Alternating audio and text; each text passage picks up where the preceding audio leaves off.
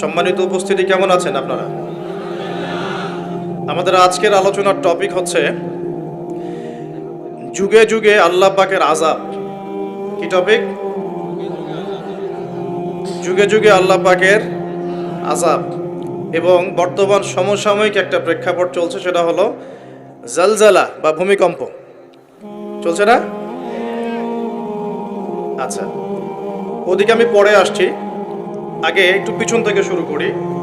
আল্লাহ রাব্বুল আলামিন পবিত্র কুরআনুল কারীমের সূরা নাহলের মধ্যে বলেছেন, বা'দা আউযু বিল্লাহি মিনাশ শাইতানির রাজীম, আল্লাহ রাব্বুল আলামিন বলেছেন, ওয়া নাযালনা আলাইকাল কিতাবা তিবয়ানান লিকুল্লি শাই হুদা ওয়া রাহমাতান ওয়া বুশরা লিল মুসলিমিন। আল্লাহ রাব্বুল আলামিন বলছেন আমাদের প্রিয় নবী মুহাম্মদ সাল্লাল্লাহু আলাইহি ওয়াসাল্লামকে, হে নবী মুহাম্মদ সাল্লাল্লাহু আলাইহি ওয়াসাল্লাম, নবীর নাম আসলে কি পড়বেন? সবচেয়ে কৃপণ ব্যক্তি সে, নবীর নাম শুনেও দরুদ পড়ে না যে, ঠিক আছে? আর যে ব্যক্তি নবীর নাম শুনে দরুদ পড়ে না, আমাদের নবীজি তার ব্যাপারে বদদোয়া করেছেন। কি করেছেন? নবীর নাম শুনলেই বলবো সাল্লাল্লাহু আলাইহি ওয়াসাল্লাম। নবীর সুপারিশ পেতে চান? পেতে চান? একটা আমল করতে হবে। কয়টা আমল? জীবনের প্রত্যেকটা কাজ নবী সাল্লাল্লাহু আলাইহি ওয়াসাল্লামের সুন্নত মোতাবেক করতে হবে। রাজি আছেন ইনশাআল্লাহ? আরেকটা কাজ, সকালে 10 বার এবং সন্ধ্যায় 10 বার। সকালে 10 বার, সন্ধ্যায় 10 বার পড়তে হবে আল্লাহুম্মা সাল্লি আলা মুহাম্মাদিন ওয়া সাল্লিম, আল্লাহুম্মা সাল্লি আলা মুহাম্মাদিন ওয়া সাল্লিম। অথবা আপনি যে কোনো বিশুদ্ধ দরুদ পড়তে পারেন ইনশাআল্লাহ।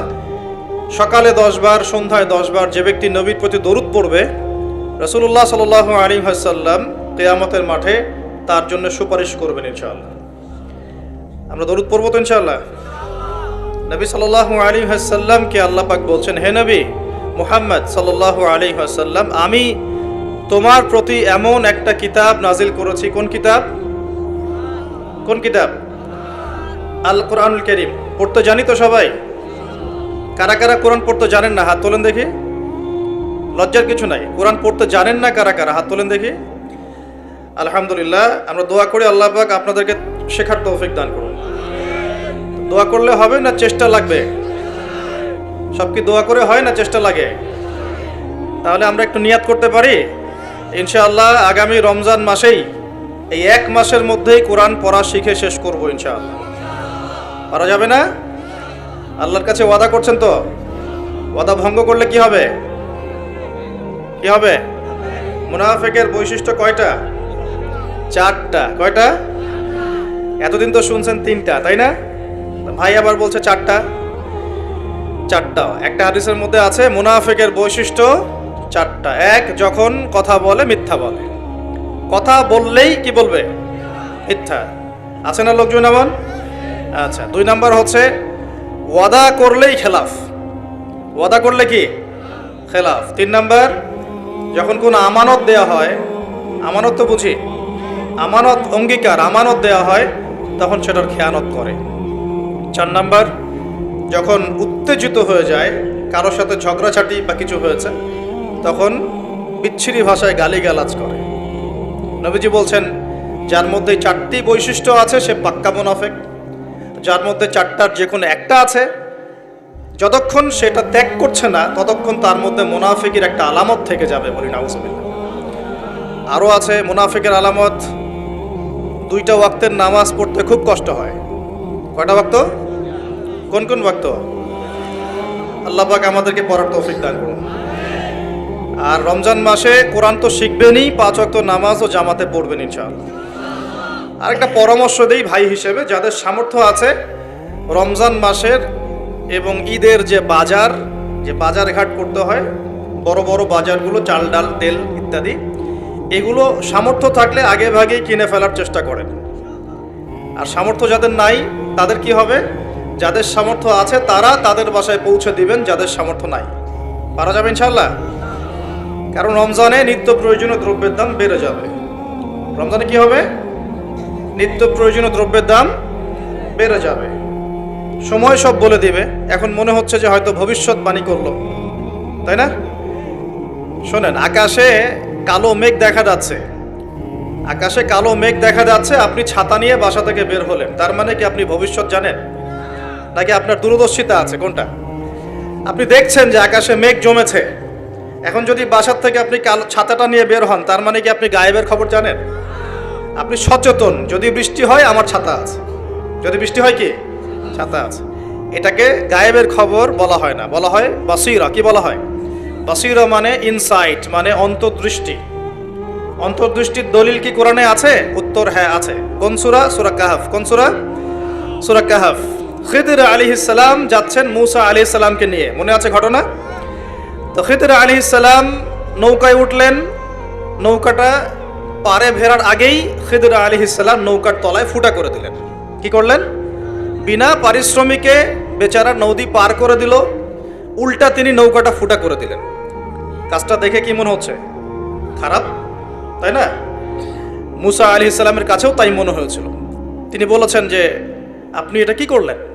লাকাদ জিতা শাইআন নুকরা, আপনি তো একটা অন্যায় কাজ করলেন, যে আমাদেরকে বিনা পারিশ্রমিকে পার করে দিল, আপনি নৌকা ফুটা করে ফেললেন। তখন খিদর আলাইহিস সালাম বলছেন, আলাম আকুল লাকা, আমি কি তোমাকে বলি নাই ইন্নাকা লান তাসতাতিআ মাইয়া সাবরা, তুমি আমার সাথে ধৈর্য ধরতে পারবে না? আবার চললেন, একটা ছোট্ট বাচ্চা, এই যে ছোট্ট বাচ্চা, বাচ্চাটা কাছে আসলো, খিদর আলাইহিস সালাম তাকে হত্যা করে ফেললেন। একটা বাচ্চাকে হত্যা করে ফেললেন, অপরাধ না?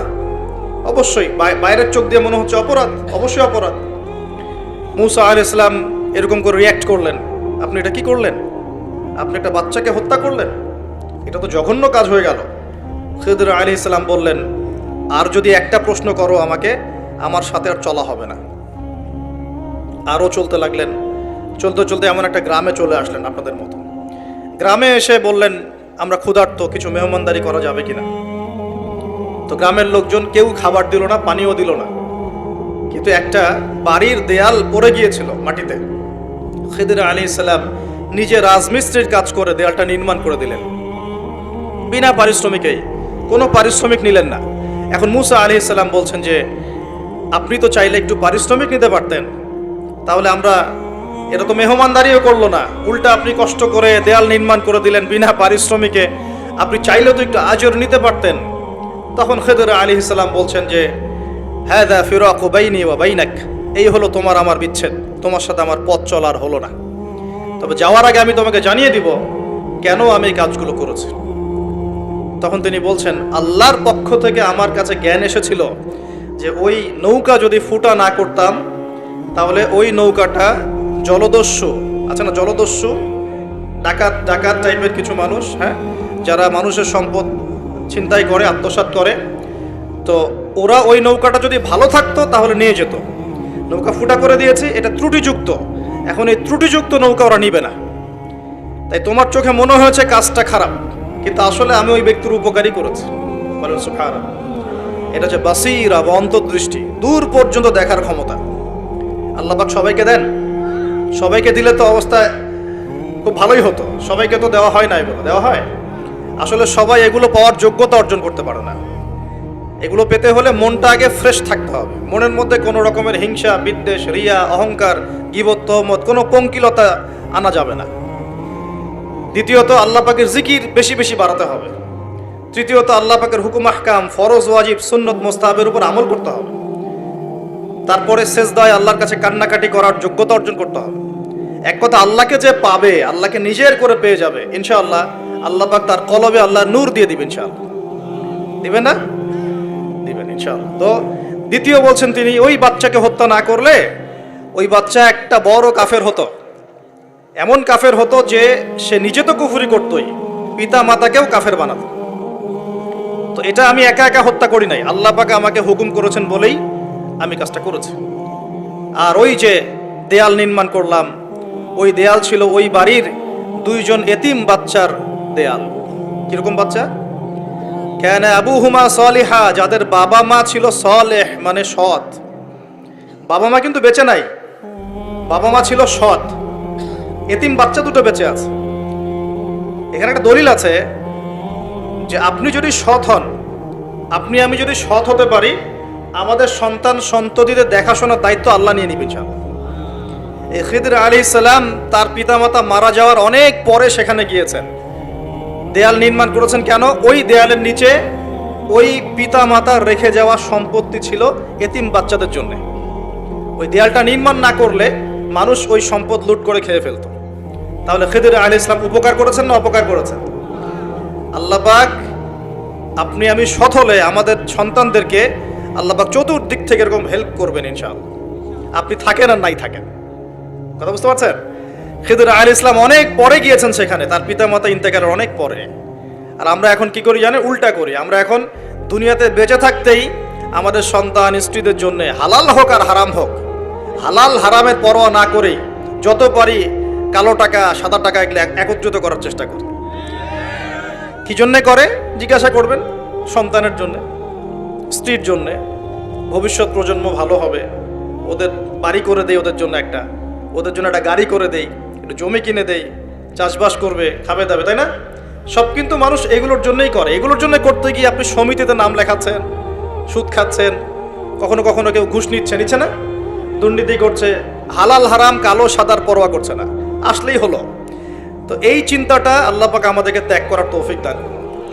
আর এই সূরা দলিল যে যদি পিতামাতা সৎ হয় তাহলে প্রজন্মের দেখাশোনার দায়িত্ব স্বয়ং আল্লাহ নিয়ে নিবে ইনশাআল্লাহ।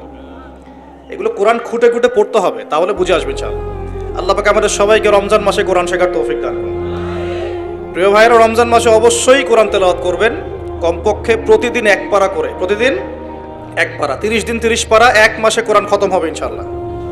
এবং তারাবির নামাজ জামাতে এবং খতম তারাবি পড়ার চেষ্টা করবেন, এবং সবচেয়ে সুন্দর তেলাওয়াত করতে পারে এমন কাউকে ইমামতির দায়িত্ব দিবেন। এবং আরও চেষ্টা করবেন সমাজের বিত্তশালী যারা আছেন, সামর্থ্যবান ইমাম খতিব যারা তারাবি পড়াবেন, হাফেজে কোরআন, তাদের হাদিয়া তৌফা বেশি করে দেওয়ার জন্য, যাতে তাদের অন্য টেনশন না থাকে। সারা মাস তারা এইভাবেই ইবাদত করবে, আমাদের সবাইকে নিয়ে নামাজ কালাম পড়াবেন, তাদের পরিবারের দায়িত্ব আমরা নিয়ে নিব ইনশাআল্লাহ। পারা যাবে তো নাকি? সামর্থ্যবান যারা আছেন আগে ভাগে কিছু বাজারঘাট করে রাখতে পারেন, সামর্থ্য নাই যাদের, তাদের ব্যাপারে কি হবে? আমরা আমাদের অংশ থেকে ওদেরকে খাওয়াবো ইনশাআল্লাহ। পারা যাবে না ইনশাআল্লাহ?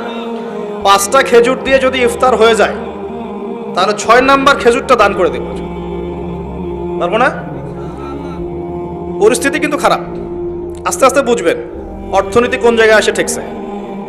অপচয় যদি বন্ধ না হয়, দুর্নীতি যদি বন্ধ না হয়, ঠিক আছে, পাচার যদি বন্ধ না হয়, এই যে ইকোনমিক স্যাংশনগুলো যদি আমরা উঠাতে না পারি, হ্যাঁ, রিজার্ভ যদি না বৃদ্ধি হয়, কৃষিভিত্তিক ইকোনমিক সিস্টেম যদি প্রবৃদ্ধি না দেখে, সুদ যদি অ্যাভয়েড করতে না পারি, জাকাত যদি প্রতিষ্ঠা না করতে পারি, অন্যের খাবারের দায়িত্ব নিতে না পারি, সমস্যা আছে, জাতির সামনে সমস্যা আছে।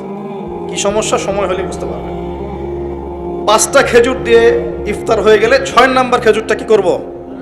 দান। বিত্তশালী যারা আছেন রমজান মাসে অবশ্যই জাকাত দিয়ে দিবেন। জাকাত দিবেন না? জাকাত কেন? কারণ আপনার সম্পদের মধ্যে যে গরিবের হকটা আছে এটা বের করে নিয়ে আপনি তার ঘরে পৌঁছে দিবেন। তাহলে কি হবে? ও না খেয়ে মরবে না ইনশাআল্লাহ, ওর কাছেও 3 বেলার খাবার থাকবে ইনশাআল্লাহ। আল্লাহ পাক আমাদের সবাইকে আল্লাহ পাকের প্রদত্ত কোরআন এবং কোরআন কেন্দ্রিক অর্থনীতি বোঝার তৌফিক দান করুন।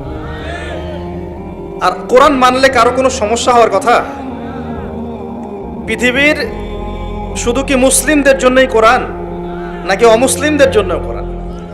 আল্লাহ পাক কি বলছেন শোনেন। আল্লাহ পাক এই কিতাবে দরদ মাখা কণ্ঠে বলছেন, সূরা কাহফের 54 নম্বর আয়াতে। কত নম্বর আয়াত?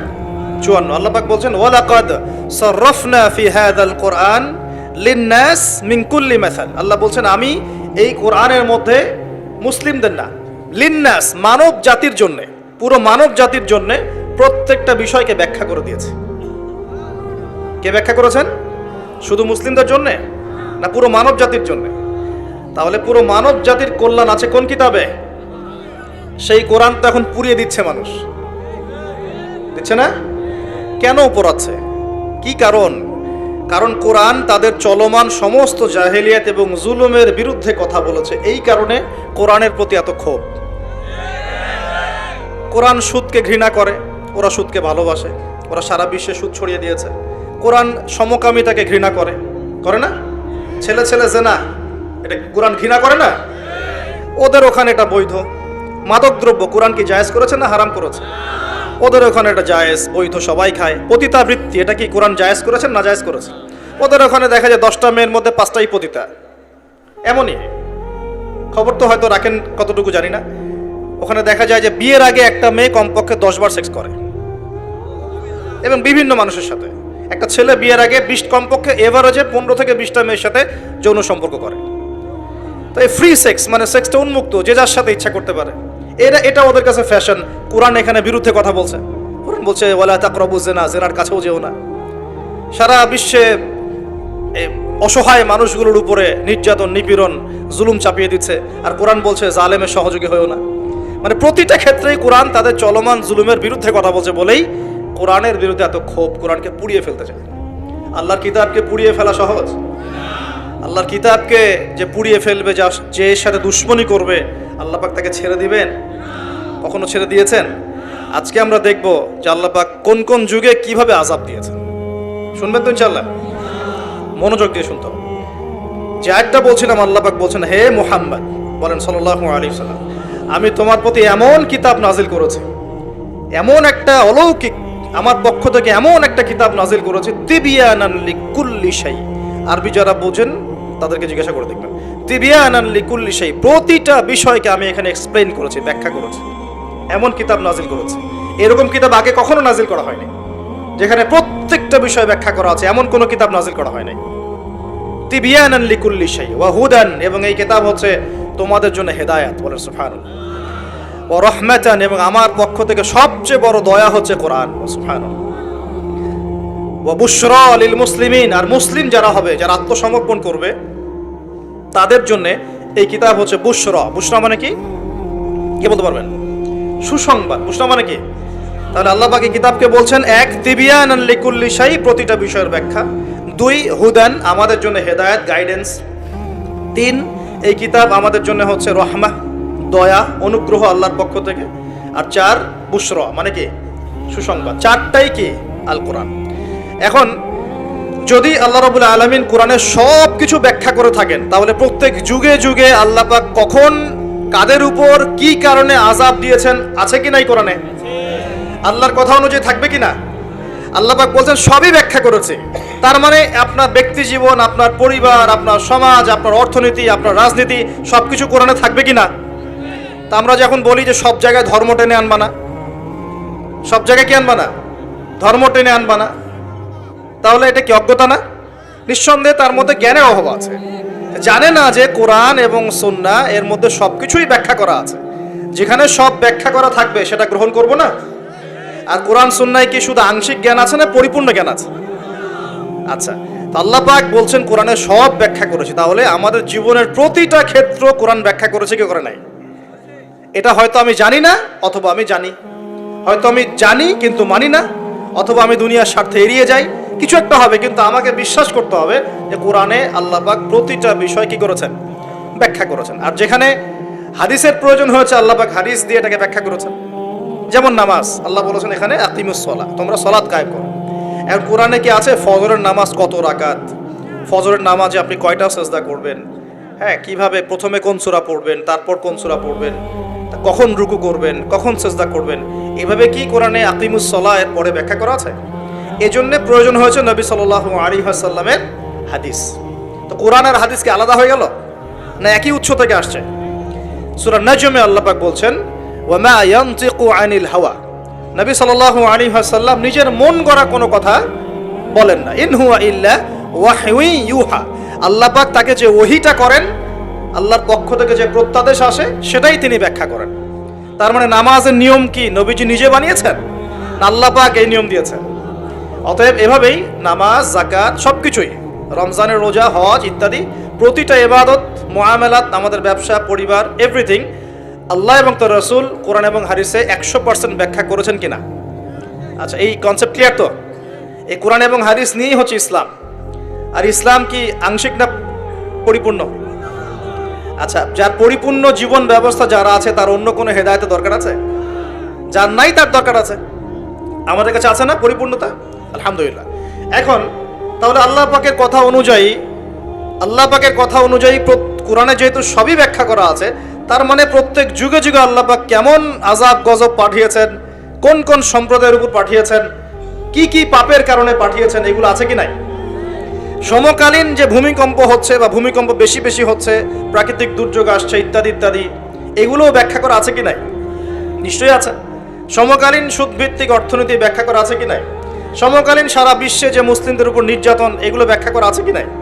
সব কিছুই কোরআনে ব্যাখ্যা করা আছে। খুঁজতে হবে, খুঁজে বের করে সলিউশন নিতে হবে। আমাদের টপিকে আমরা চলে আসি। আল্লাহ পাক কখন, কিভাবে, কোন কোন কওমের উপরে কি কি পাপের কারণে শাস্তি দিয়েছেন। এক নম্বরে আসি। আমরা এই অংশটুকুকে শাস্তি বলছি না, আল্লাহ পাকের পরীক্ষাই বলছি। কিরকম?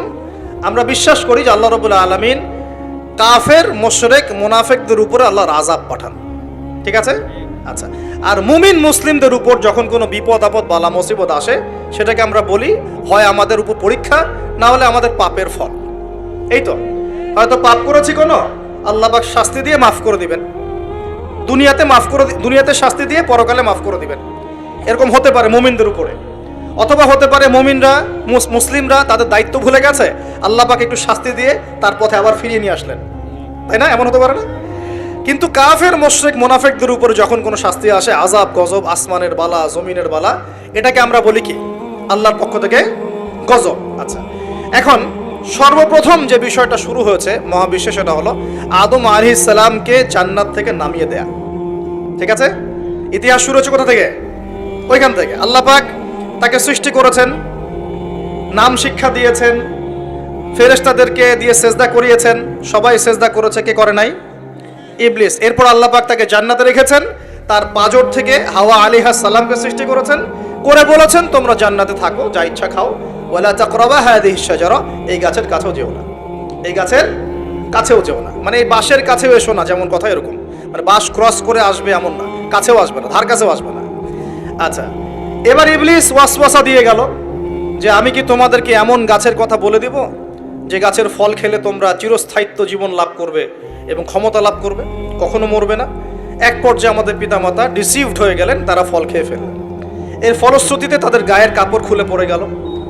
মনে আছে, আমি অনেকদিন বলেছি এগুলো, লেকচার রিপিট করছি না, অন্য লেকচারে শুনে নেবেন। তাদের গায়ের কাপড় কি হয়েছে? খুলে পড়ে গেছে। আমাদের পিতামাতাকে কে নগ্ন করে দিল? ইবলিস। এরপর আল্লাহ পাক তওবা কবুল করলেন। তারা বললেন রব্বানা যালামনা আনফুসানা ওয়া তারহামনা লানাকুনান্না মিনাল খাসিরিন। আল্লাহ পাক মাফ করে জান্নাত থেকে সবাইকে দুনিয়ায় নামিয়ে দিলেন। তাহলে মানুষকে সৃষ্টি করেছেন কে?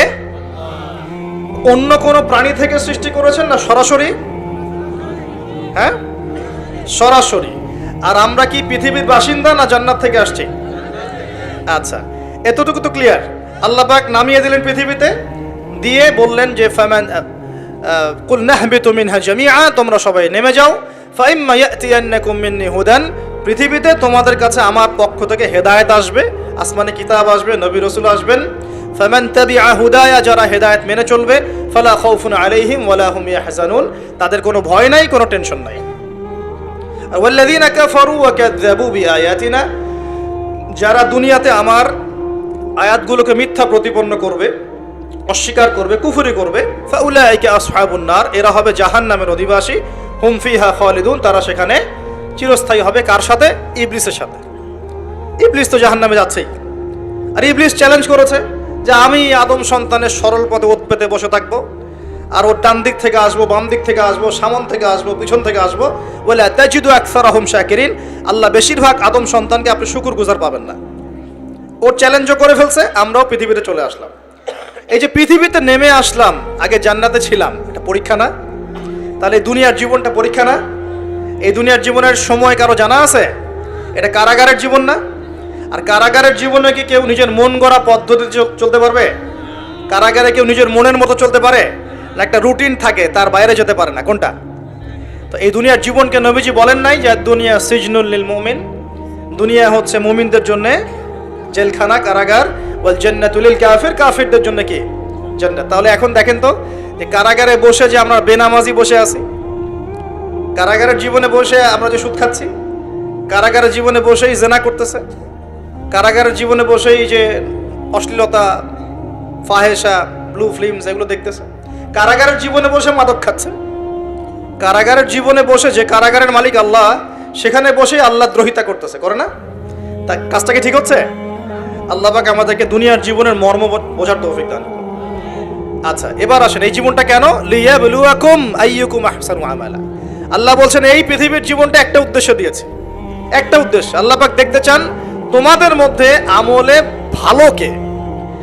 আল্লাহ পাক দেখতে চান না আমাদের মধ্যে গতানুগতিক আমলে কে, এভারেজ মুসলিম। আল্লাহ এভারেজ দেখতে চান না, আল্লাহ দেখতে চান লিয়াবলুয়াকুম আইয়ুকুম আহসানু আমালা। হাসানের সুপারলেটিভ ফর্ম হচ্ছে আহসান। যেমন কবির মানে বড়, আকবার মানে হচ্ছে সবচেয়ে বড়। আমরা বলি আল্লাহু আকবার, আমরা আকবার শব্দ ইউজ করি। এখানে হাসান না বলে আল্লাহ বলছেন আহসান। আল্লাহ দেখতে চান আমলে আমাদের মধ্যে শ্রেষ্ঠটাকে, মানে কে গতানুগতিক মুসলিম, এটা আল্লাহ দেখতে চান না। আল্লাহ দেখতে চান আমাদের মধ্যে বেটার কে, বেস্ট কে। কথা বুঝতে পারছেন না মনে হয়? আচ্ছা, এখন বেস্ট হতে হলে কি করতে হবে? গতানুগতিক চললেই হবে না, একটু বেশি এফোর্ট দেওয়া লাগবে। এই জন্য নামাজ, রোজা, হজ, জাকাত, পর্দা, পরিবার ইসলাম, হ্যাঁ, ইসলামের জন্য দাওয়াতি কাজ করা, ইসলাম প্রতিষ্ঠার চেষ্টা করা, এগুলো না করলে কি বেস্ট হওয়া যাবে? বেস্ট হওয়া যাবে? খালি জুমায় নামাজ পড়লে, ঈদে নামাজ পড়লে, তারাবি নামাজ পড়লে হবে? কোরআন তেলাওয়াত না শিখলে হবে? আল্লাহ পাক আমাদের কোরআন বোঝার তৌফিক দান করুন। এই যে পৃথিবীর জীবনে আসলাম, ব্যাস এটা একটা পরীক্ষা। এই প্রথমটাই কি আল্লাহ পাকের একটা নারাজগি না? আল্লাহ পাক কি খুশি হয়েছিলেন গাছের ফল খাওয়ার পরে? আল্লাহ কি বলেছিলেন জানেন? আল্লাহ বলছেন, ইয়া আদম, হে আদম, আলাম আকুল লাকুমা, আমি কি তোমাদের দুজনকে বলি নাই? কোন দুজন? আদম এবং হাওয়া আলাইহিমুস সালাম। আলাম আকুল লাকুমা, আমি কি তোমাদের দুজনকে বলি নাই? ইন্নাশ শাইতানা লাকুমা আদুউম মুবিন। আল্লাহ পাক রাগ হয়েছেন, কিন্তু একটা হাদিসেই আছে আল্লাহ পাকের রহমত তার ক্রোধের উপরে বিজয় লাভ করেছে। আলহামদুলিল্লাহ, আল্লাহ পাকের রহমত কি হয়েছে? আল্লাহর রাগ নারাজগির উপরে বিজয় লাভ করেছে। আল্লাহ পাকের কাছে যখন আমরা তওবা করি, আল্লাহ পাক সমস্ত রাগ যেটা নারাজ হয়েছেন আমাদের উপরে, এটা বাদ দিয়ে আমাদের উপর রহম করা শুরু করেন। আলহামদুলিল্লাহ, যখন আদম আলাইহিস সালাম ক্ষমা চাইলেন, রব্বানা যালামনা আনফুসানা ওয়া ইল্লাম তাগফির লানা ওয়া তারহামনা লানাকুনান্না মিনাল খাসিরিন, বলি আমিন, তখন আল্লাহ পাক সবাইকে মাফ করে দিয়েছেন। কিন্তু জান্নাতে থাকা হলো না। এবার আসেন পৃথিবীতে, এই যে আদম আলাইহিস সালামের এখন বংশবৃদ্ধি হচ্ছে, এখানে হাবিল কাবিল ঘটনা মনে আছে? এই শুরু হলো পৃথিবীর হিস্ট্রি। হাবিল ভালো ছেলে, সৎ সন্তান, সে আল্লাহ পাকের সমস্ত হুকুম আহকাম মেনে চলার চেষ্টা করে। কাবিলের দেখে হিংসা হয়। কি হয়? প্রথম সমস্যা কি হলো তাহলে? এই হিংসা এখন মুসলিমদের মধ্যে নাই? আছে কি নাই? সমাজের মধ্যে অনেক দাড়ি টুপি নিয়ে অনেক কাবিল ঘুরে বেড়ায়, কি বেড়ায় না? দেখতে মনে হয় আমাদেরই মতো, কিন্তু আমরা মানে মরলে মিলাদ দিবে, ভাবটা এরকম। হ্যাঁ, দেখা যায় যদি কোনোদিন কোনো সমস্যা হয়, মিষ্টি বিতরণ করা শুরু করবে। এক মুসলমান ভাই জেলে চলে গেছে, আর একজন মিষ্টি বিতরণ করা শুরু করতেছে। এই হয়েছে না অবস্থা? হয়েছে কি না? এখানে কাবিল আর হাবিলের সেই হিংসা আছে কি নাই? এখন আল্লাহর শাস্তি কি হলো দেখেন। এবার কাবিল তো হাবিলকে হত্যা করে ফেললো, ব্যাস আল্লাহ রাব্বুল আলামিন কাককে পাঠালেন। কাকে? কাক এসে ঠোঁট দিয়ে মাটি খুঁড়ে খুঁড়ে খুঁড়ে দেখাচ্ছে কিভাবে হাবিলকে দাফন করবে। বেচারা কাবিলের জানা নাই কিভাবে ভাইকে এখন দাফন করব। ওই কাকের কাছ থেকে শিখতে হলো যে কিভাবে মৃত ভাইকে দাফন করতে হয়। সুবহানাল্লাহ। এখন দেখেন ওই কাক খুব প্রাচীন প্রাণী, কিন্তু কাক হচ্ছে একটা প্রাচীন সৃষ্টি আল্লাহ পাকের। আল্লাহ কাককে পাঠিয়ে দিয়েছেন, দিয়ে মাটি খুঁড়ে দেখিয়েছেন যে দেখো এইভাবে কি করতে হয়, দাফন করতে হয়। একটা কাক যদি মারেন, দেখবেন পুরো এলাকার কাক এসে জড়ো হয়ে গেছে। দেখছেন? কাক কিন্তু ইতিহাসের প্রথম খুনাখুনির সাক্ষী। কাক, বুঝতে পারছেন না মনে হয়? মানব সৃষ্টির ইতিহাসের প্রথম যে খুনাখুনি, ভাইয়ে ভাইয়ে যে মারামারি, এই খুনাখুনির প্রথম সাক্ষীকে কাক। চিন্তা করেন, আল্লাহ আমাদেরকে প্রকৃতি থেকে শেখার তৌফিক দান করুন। কাক নিজের ভাইয়ের গোশত খায় না? খায়। এখন মুসলমানের গোশত খায়। এক মুসলমান বিপদে পড়লে অন্যটা মিষ্টি বিতরণ করা শুরু করে। কিভাবে তার মানহানি করবে, কিভাবে তাকে অপমান করবে, কিভাবে তার বিরুদ্ধে ষড়যন্ত্র করবে, কিভাবে তাকে ফাঁসাই দিবে, এই চিন্তাই অলওয়েজ মাথায় ঘোরাফেরা করতেছে। হাবিল কাবিলের কারণে প্রথম এই যে হাবিল কাবিলের ঘটনার প্রেক্ষিতে আল্লাহ পাক কি করেছেন শোনেন। আল্লাহ রাব্বুল আলামিন তার নবীর মাধ্যমে আমাদেরকে জানিয়েছেন। হাদিসটা শোনেন, খুবই মারাত্মক হাদিস। নবীজি বলেছেন, এই পৃথিবীতে প্রথম হত্যা হত্যাকাণ্ড সংঘটিত করেছে কাবিল। কে? সে একজন নবীর সন্তান না? নবীর ছেলে হয়েও নবীজি বলছেন সাল্লাল্লাহু আলাইহি ওয়াসাল্লাম, এই পৃথিবীতে যত মানুষ খুন হবে, খুন হয় না মানুষ, যত মানুষ খুন হবে, এই সমস্ত খুনের পাপের একটা অংশ কাবিলের আমল নামায় যোগ করা হবে। বলে নাউজুবিল্লাহ। এটাকে বলে গুনাহে জারিয়া। কি বলে? প্রিয় ভাই, আমি তো রিকোয়েস্ট করতেছি আপনাকে, আমি তো আপনাকে শাসন করতে আসি নাই, আমি এসেছি আপনাকে আল্লাহ চেনাতে, আমি এসেছি আপনাকে রাসূল চেনাতে, কোরআন চেনাতে। আপনি মদের দোকান দিয়েছেন, যত মানুষ মদ খাচ্ছে সমস্ত গুনাহ আপনার আমল নামে যাচ্ছে।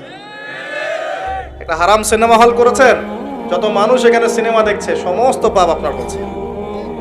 একটা তামাকের কারখানা দিয়েছেন, সবাই হারাম খাচ্ছে, আপনার গুনাহ হচ্ছে। সুদ ছড়িয়ে দিয়েছেন, নিজে খাচ্ছেন, এখন সবাইকে খাওয়াচ্ছেন, গুনাহ হচ্ছে আপনার, সবার গুনাহ।